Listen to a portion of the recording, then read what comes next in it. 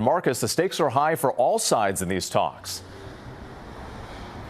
That's right, and the White House described the meeting, which took place in Oman today and lasted about 2 hours, as positive. And this was the first contact between the two nations since President Trump returned to office. The discussions, led by U.S. Envoy Steve Witkoff, focused on Iran's nuclear program. The UN says Iran has been accelerating its uranium enrichment, and U.S. officials believe Iran is working to develop a nuclear weapon. Now, President Trump has repeatedly threatened military action if a deal to curb Iran's nuclear program is not reached.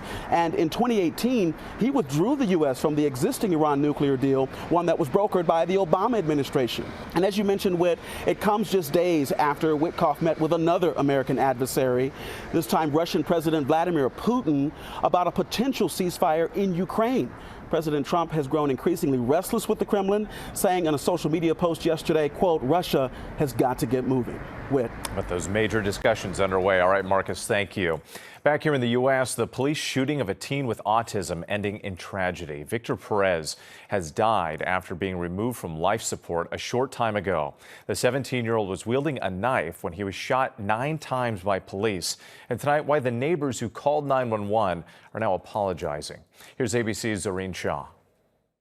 Tonight, a week after multiple Idaho police officers shot a teenager with autism, the controversial incident happening during a barbecue last week. A nearby witness making this call to police. He's pretty drunk. He's just running out with a knife and then falling over, and I think he was stabbing someone actually just now.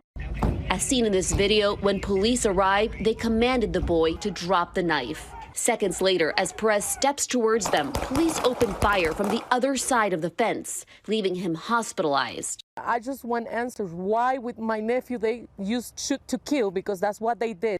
After that graphic video went viral, protests erupting in Pocatello. The father and son that made that 911 call apologizing to the Perez family. I had no idea this would happen. I'm so sorry.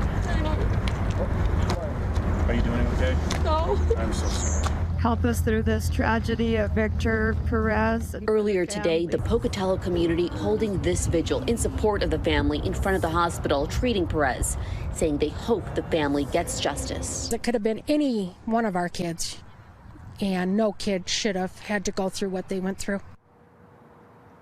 Idaho officials are now investigating this incident. Tonight, another vigil is taking place outside the Perez family home. Whit. Doreen Shaw, thanks to you tonight.